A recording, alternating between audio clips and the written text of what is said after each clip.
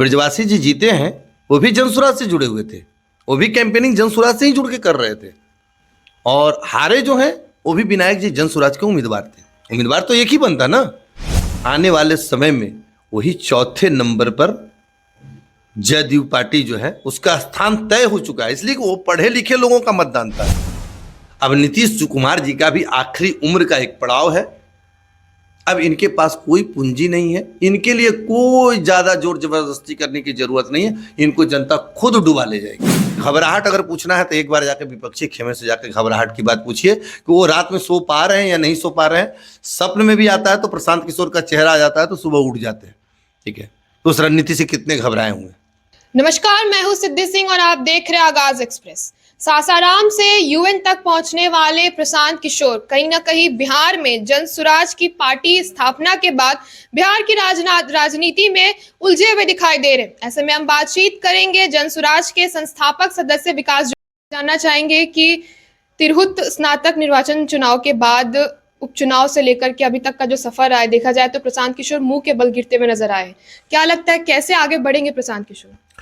देखिए, जहाँ तक राजनीतिक विश्लेषण या राजनीतिक पंडित जो ये समझ रहे हैं कि राजनीतिक उलझन में प्रशांत किशोर फंस गए, और जहाँ तक मुझे ज्ञात हो रहा है या मैंने जो राजनीतिक विश्लेषण किया है कि आज बिहार की पूरी राजनीति जो है वो प्रशांत किशोर में उलझ के रह गई है। जब आप बात करते हैं तिरहुत स्नातक का, तो आप लोग मीडिया संस्था के लोग हैं, पत्रकारिता के लोग हैं, आप लोग ये विश्लेषण कीजिए कि भाई वहां जीता भी जनसुराज है और हारा भी जनसुराज है। जो ब्रजवासी जी जीते हैं वो भी जनसुराज से जुड़े हुए थे, वो भी कैंपेनिंग जनसुराज से ही जुड़ के कर रहे थे। और हारे जो हैं वो भी विनायक जी जनसुराज के उम्मीदवार थे। उम्मीदवार तो एक ही बनता ना। लेकिन और जो स्थापित दल थे, जो वर्षों से स्थापित थे बिहार की राजनीति में, वो कहाँ हैं? जो जदयू वहां की जीती हुई सीट चौथे नंबर पे, वो गई कहाँ? राष्ट्रीय जनता दल है कहाँ? बड़े बड़े धुंधर जो खिलाड़ी अपने आप को कहते थे वो हैं कहाँ? सवाल तो ये बनता है। और रही प्रशांत किशोर की बात, तो प्रशांत किशोर ने खुद कहा है कि मैं बिहार में एक राजनीतिक प्रयोगशाला को स्थापित करूंगा। तो प्रशांत किशोर वहां जीते भी हैं और प्रशांत किशोर वहां हारे भी हैं। हेड भी मेरा है और टेल भी मेरा है। ठीक है, आज वो निर्दलीय उम्मीदवार जीते हैं, लेकिन आप पीछे का वीडियो क्लिप जब देखेंगे तो वो जन सुराज का प्रचार करते हुए आपको देखे जाएंगे। ब्रजवासी जी खुद बोल रहे हैं वहां जीते कौन? तो जनसुराज। तो इसलिए वहां जीता भी जनसुराज है और हारा भी जनसुराज है। आने वाले में समय में लगता है कि पक्ष भी जनसुराज का होगा और विपक्ष भी जनसुराज का होगा। इन लोगों की स्थिति जो है, जो स्थापित दल है, वो कहां रहेंगे उनसे जाके पूछिए आप। तो क्या कह सकते हैं कि विनायक गौतम के हारने की वजह जनसुराज ही है? नहीं, देखिए, विनायक गौतम दूसरे नंबर के प्रत्याशी हैं और ब्रजवासी जी को जो है वो जीत दर्ज किए हैं और बहुत सारी चीज़ें उसमें फैक्टर काम किए। मान लीजिए उन्होंने संघर्ष भी किया था, संघर्ष को सलाम भी लोगों को करना चाहिए। तो अब पार्टी का निर्णय है, किसी एक व्यक्ति को मिला है, तो जीत तो दोनों मतलब जनसुराज का है। जीत फैक्टर जो है दोनों जनसुराज का है। इसलिए जो दल कह रहे हैं कि भाई हम कहाँ हैं, आप उनसे जाके पूछिए आप कहाँ हैं। और सच बताता हूं मैं, आने वाले समय में वही चौथे नंबर पर जदयू पार्टी जो है उसका स्थान तय हो चुका है, इसलिए कि वो पढ़े लिखे लोगों का मतदान था। और मैं ये भी बता देना चाहता हूं 28 सीट उस कंस्टिट्यूएंसी में पड़ता है, जहां से तिरहुत स्नातक में 28 विधानसभा सीट पड़ता है। आप 28 विधानसभा का आकलन कर सकते हैं। तो वहां जनता दल यूनाइटेड और भारतीय जनता पार्टी जो है वो चौथे नंबर की पार्टी ही बनेगी। ये जनता ने साफ संदेश दे दिया है। आपने जैसे बताया कि वहाँ के जो विजेता रहे वो भी जनसुराज से जुड़े रहे, कहीं ना कहीं जनसुराज का एक फैक्टर रह गया होगा उनके जीत के लिए। तो क्या मान सकते हैं कि प्रशांत किशोर उम्मीदवार चुनने में गलती कर देते, फिर चाहे वो उपचुनाव हो, बार बार प्रत्याशी बदलने का काम, या फिर अभी जो हुआ तिरहुत स्नातक में, तो कहीं ना कहीं कैंडिडेट चुनने में उनकी चूक हो जाती है? देखिए, अब जहां तक आप जनसुराज की बात कर रही हैं, तो जनसुराज कोई पारिवारिक परंपरा की पार्टी है नहीं। यहाँ कोई शहंशाह है नहीं, यहाँ कोई शाह है नहीं, यहाँ कोई चाणक्य है नहीं, यहाँ कोई राजकुमार है नहीं। जैसे यहाँ तो कोई राजकुमार है नहीं, यहाँ तो कोई बादशाह है नहीं कि खानदान के लोग फैसला ले लेंगे और शाम में फैसला लिए सुबह में उसको नियुक्त कर दिया जाएगा। ये तो एक लोकतांत्रिक प्रक्रिया से चुना हुआ दल है, इसमें दल के सारे लोग निर्णय लेते हैं। अब जो वहां पब्लिक रिपोर्ट के आधार पर जो आता है उससे प्रत्याशी बनाया जाता है। फिर जनता का जो निर्णय होता है, मैं हार की जिम्मेवारी भी लेता हूं और जीत की भी जिम्मेवारी लेता हूं। दोनों जिम्मेवारी हमारे जन स्वराज पार्टी के संस्था के तौर पर लेती है। यहाँ ये पार्टी जो है राजकुमार और शहंशाह और बादशाह से मुक्त है। यहाँ तो एक लोकतांत्रिक दल है, तो लोकतांत्रिक दल में तो आपको स्वीकार करना पड़ेगा, जो पार्टी ने निर्णय लिया उसे स्वीकार करेंगे हम लोग। बिहार की पारिवारिक बात कर रहे हैं आप कि ना ये पारिवारिक पार्टी है, लेकिन बिहार में राजनीति में जातिवाद जो है एक मेजर फैक्टर है। तो कह सकते हैं कि जनसुराज भी जातिवाद से ही निकल के उपचुनाव में अपने प्रत्याशी खड़े किए थे। देखिए, जातिवाद भाई, जाति एक सच्चाई है, इसे आप नकार नहीं सकते और राजनीति में भी इसे नकारा नहीं जाता। मैंने प्रशांत जी ने बहुत सारे मंचों से कहा है, जिसकी जितनी हिस्सेदारी उसकी उतनी भागीदारी। हमारी पार्टी ने पहले क्लियर किया है कि 40 महिलाओं को टिकट देंगे, 70 अति पिछड़े को टिकट देंगे, 40 मुस्लिम लोगों को टिकट देंगे। वो सारी चीज़ों क्लियर हो चुका है। मतलब कोई फपट नहीं है कि हम लोग पर्दे के पीछे से कुछ कर रहे हैं। नहीं, हमारा मंच पर सब कुछ स्पष्ट तरीके से दिख रहा है कि मुझे क्या करना है। हम लोग तो पब्लिक लेवल के बीच में जाकर करके भाई करते हैं। ये नहीं है कि कोई टोकरी और अटैची लेकर के रात में आया और सुबह वो टिकट लेके चला जाएगा। यहाँ तो सारे मंच पर निर्णय लिए जाते हैं। यहाँ तो टोकरी और डैली वाली पार्टी है नहीं भाई कि एक अटैची लिया और सुबह में क्लियर हो गया। ऐसा कुछ नहीं होने वाला है। यहाँ जातिवादी की जो बात आप कर रहे हैं, तो जाति है, जाति एक सच्चाई है और सभी जातियों का सम्मान होना चाहिए। जातिवाद नहीं होनी चाहिए। जातियों का सम्मान होनी चाहिए, जातिवाद नहीं होनी चाहिए। जातिवाद के हम लोग घोर विरोधी हैं। जिसकी योग्यता है, हर एक जातियों में योग्य लोग हैं, इस चीजों को स्वीकारना पड़ेगा हम लोगों को और उसका सम्मान जनसुराज करेगी। सबकी भागीदारी सुनिश्चित होगा और सभी को सम्मान के दरिये में ला कर करके हम लोग विधानसभा में सबकी भागीदारी सुनिश्चित करेंगे। उपचुनाव में देखा जाए तो जीत तो चारों सीट पर नहीं हुई, लेकिन वोट काटने का काम अच्छा खासा कर गए जनसुराज, खास करके आरजेडी के लिए। आगे भी देखा गया है कि जनसुराज ज्यादातर हमलावर होती है लालू परिवार पे, आरजेडी पे। तो क्या कहीं ना कहीं यही मकसद लेकर के वो उपचुनाव में उतरे थे कि वोट काटने का काम तो अच्छे से करेंगे? मैं पहले ये बता देना चाहता हूं, आप लोग पूरी तरह से पहले विश्लेषण करें कि मेरा वोट प्रतिशत क्या है। मेरा वोट प्रतिशत 10% और वहीं जनता दल यूनाइटेड को 11.4% का वोट आता है और वो चुनाव जीतते हैं। मात्र 1.4% का मेरा अंतर हुआ है। जहां 4 पार्टियां गठबंधन करके चुनाव लड़ रही थी। 4 पार्टी इंडिया गठबंधन से भी गठबंधन में थी और 4 पार्टियां एनडीए गठबंधन से।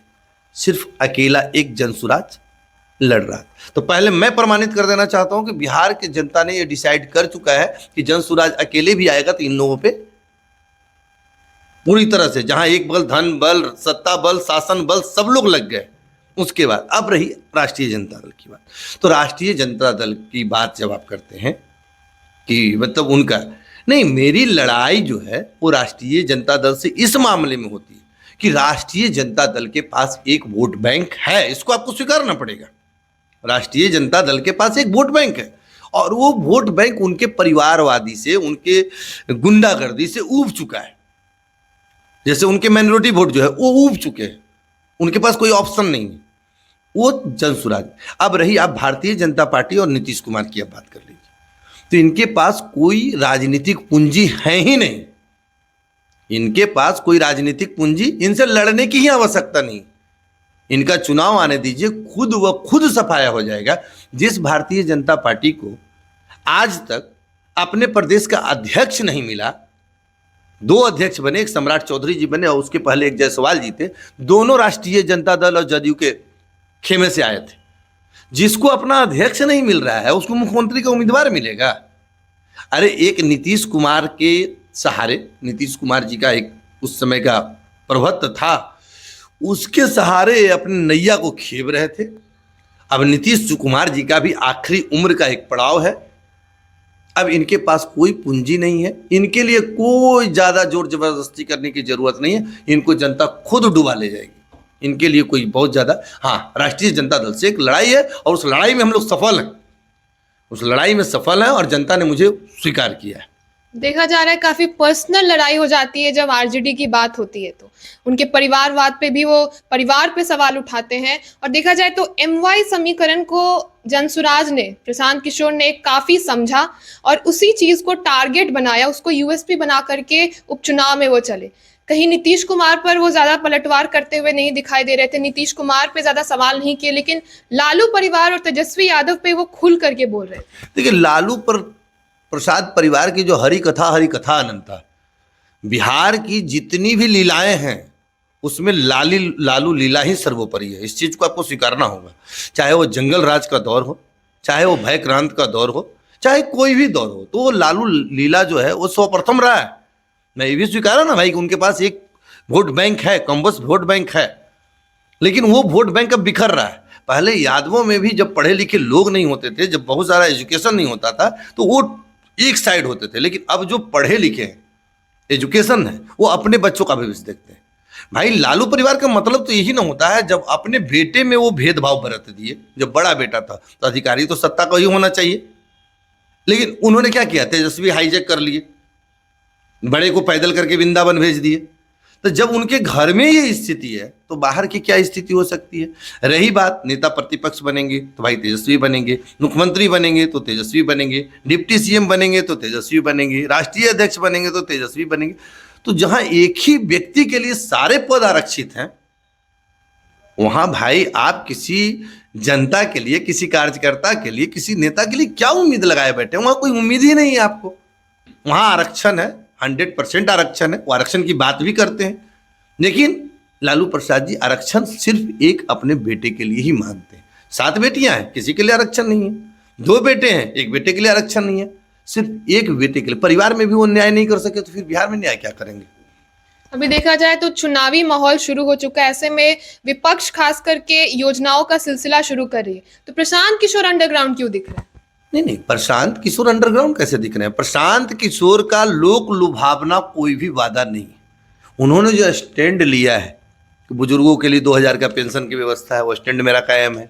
बच्चों की पढ़ाई की व्यवस्था है, उसके लिए स्टैंड मेरा कायम है। जो जिस तरह से शराबबंदी मेरा है कि हमको सत्ता शासन में आएंगे खत्म करेंगे, वो मेरा स्टैंड कायम है। बहुत सारी चीज़ें जो हमने बोला है, मेरा ये नहीं है कि लोग लुभावना आज बोल रहे हैं और कल तो क्या करना है। एक माई बाप योजना ला रहे हैं या माई भाई योजना ला रहे हैं, ये अभी मीडिया के माध्यम से मुझे पता चला है। तो भाई माई बहन योजना है, क्या है, जैसे भी है उन लोगों का, तो वो तो जंगल राज में क्या होता था वो सबको पता है, ठीक है। तो वो सब योजना पर हम लोग भरोसा नहीं करते हैं। हम लोगों को जनता का, बिहार का एक सुंदर स्वर्णिम बिहार कैसा हो, बिहार में लोग फैक्ट्रियों का जाल कैसे बिछाएं, बाहर के लोग बिहार में आकर के कारोबार कैसे करें, हम लोग उसकी रणनीति बना रहे हैं। हम लोगों को ये सड़ी गली व्यवस्था पे और पुराने ढर्रे पे नहीं चलना। तो बिहार की राजनीतिक सेमीफाइनल में तो हार चुके प्रशांत किशोर, फाइनल की तैयारी कैसी चल रही है और किस तरीके से आगे लेकर के जाएंगे? मनोबल काफी गिर चुका होगा पूरे पार्टी का। उपचुनाव में, स्नातक चुनाव में जो हार मिली उसके बाद क्या तैयारी आ रही?